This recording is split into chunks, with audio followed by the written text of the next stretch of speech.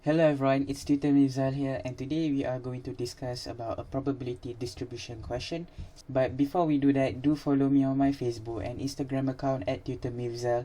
And if you haven't subscribed to my YouTube channel, please subscribe to my YouTube channel and hit the notification button to get updated with new videos. So now let's begin with the question.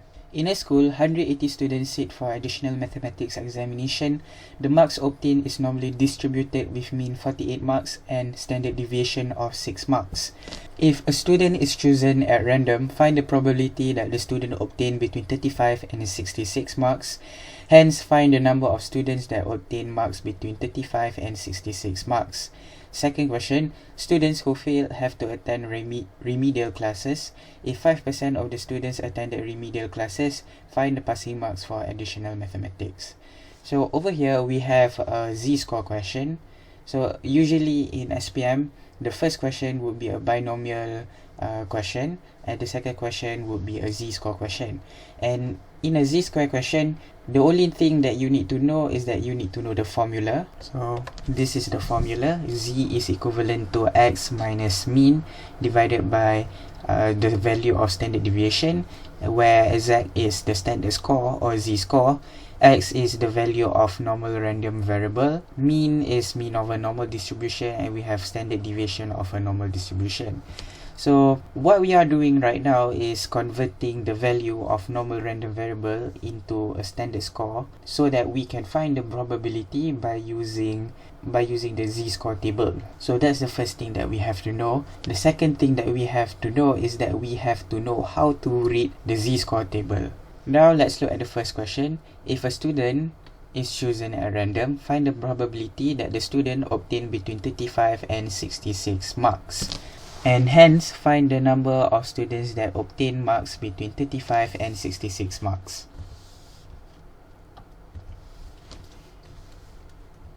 In this question over here, our x, which is the value of a normal random variable, must be in between of 35 and 66. So what they want is that they want the total number of students that achieve marks between 35 and 66. P, you'll have to put a bracket, 35 x 66. See, this over here means that we want to find the probability of students getting marks in between 35 and also 66. Now what we can do is that we have to change x into z, because to find the probability we have to find it in the terms of z. P is z. Okay, so as we all know, the formula of z is equivalent to x minus mean divided by standard deviation. So P is equivalent to 35 minus with our mean. Our mean over here is 48, whereas our standard deviation is 6. So 35 minus 48 divided by 6, 66 minus 48 divided by 6. So solve this and this, what we'll get is P is equivalent to negative 2.167 is less than equal to Z is less than equal to 3.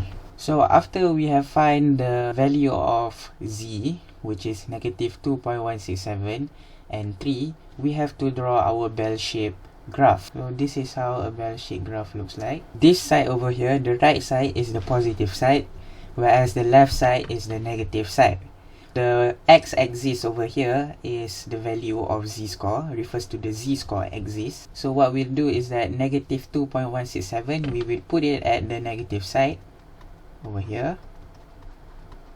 So we'll just draw a line, and 3 we will put over here, and we'll do our line. Since we need to find the probability in between 66 and 35, or in this case in between 3 and negative 2.167, so the region that we have to shade is this region over here. Our main mission is to find the probability of this region over here. So now what we can do is that we have to look at the z-score table to find the value of find the probability when the z-score is at negative 2.167 and when the z-score is at 3. Now I am going to teach you how to read this table. We are required to find negative 2.167 and the value of 3. Okay, so this is the z-score column, and inside this is the probability column. In this case, we have to find the value of z-score, which is negative 2.167 and 3. So we have to look at the z-score column, which is this column over here and this column over here. The first z-score that we have to find is negative 2.167. We can ignore the negative 2.167, so we will just take 2.167. 2.16, we can find it in this z area over here, 0.1. So here we are at 2.1, which is this part over here. Now 2.1, then we have to shift at 6. So this is 2.16. Now we have to find 2.167. Okay, over here. 2.167 is equivalent to 0.01454 minus with 3. To make it easier for you, just ignore the point first and then you minus it with 3. So we will get 0.0151. This 3 over here, you have to minus it with the last digit. So you will get an answer of 0.0151. And then we have to find the z-score of 3. The z-score of 3 is equivalent to 0.00135. Alright, so now let's look at the question again. So this point over here is 0.00151 and this part over here is equivalent to 0.00135. As you all know, in a probability question or in a probability topic, 1 is referred to as 100%. So this graph over here, if we shade every part of the graph, then it would be 100% or 1. So to find this value, the shaded region value, we can just subtract 1 with 0.00151 and 0.00135 to find the shaded region. So P 35 is less than Z is less than 66. Sorry, X is less than 66 is equivalent to 1 minus 0.00151 minus with 0.00135. So our final answer would be 0.9972. So that's the end of the first question. Now we are going to look at the second question. Students who failed have to attend remedial classes. If 5% of the students attended remedial classes, find the passing marks for additional mathematics. Now in this case, we have to find the value of a normal random variable from the standard score, which we will get based on our probability. So students who fail have to attend remedial classes if 5%. 5% is equivalent to 0.05 in probability. So if 5% of the students attended remedial classes, find the passing marks for additional mathematics. Px is less than m. M refers to the passing marks. Px is less than m is equivalent to 0.05. X, we have to change it into Z, which is the z-score. Z-score less than m minus 48 divided by 6 is equivalent to 0.05. So now we have to find the z-score based on the probability, which is 0.05. So now let's look at the probability table. Now we have to find the value of 0.05 in the probability section. So okay, this one over here has the value of 0.0505, which is 1.65. 1.64. 1.64 is 0.05, has the probability of 0.0505. So we want 0.05. Now let's look at this column over here. See if we can get 0.05 from this column.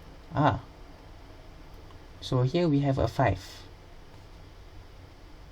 Okay, so 0.0505 minus with 5. In this case, we ignore the point first, so we'll get 0.05. So our answer would be 0.05. So the z-score, which represents 0.05, is 1.64. Now we can replace z with 1.645. Ignore the less than symbol. We'll replace it with an equal symbol. It's equivalent to m minus 48 divided by 6. But we are not done yet. We have to draw our graph first to identify the location of 1.645, if it is at the positive side or at the negative side. If it is at the negative side, then we have to add negative symbol over here. So based on this graph over here, less than 1.645, so each section over here, meaning this graph is symmetrical and the total of this graph is 1, therefore one part over here is 0.5 and the other part over here has a probability of 0.5. Then if we would add up 0.5 and 0.5, we will get the probability of 1, which is the full or maximum in probability. The probability is 0.05. If we put 0.05 over here, would it make any sense? And we have to shade it at this side over here, which is at the left side.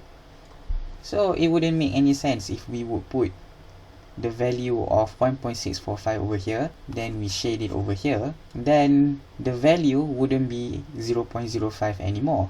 It would be more than 0.05. The most logical position of 0.05 or the value of 1.645 is at the negative side over here, negative 1.645, because if we were to shade at the left side, then we would know that the value is less than 0.5, which is 0.05. So we have to add negative over here. Now simplify everything and we'll get the value of m. Negative 9.87 is equivalent to m minus 48. M is equivalent to 48 minus 9.87. M is equivalent to 38.13.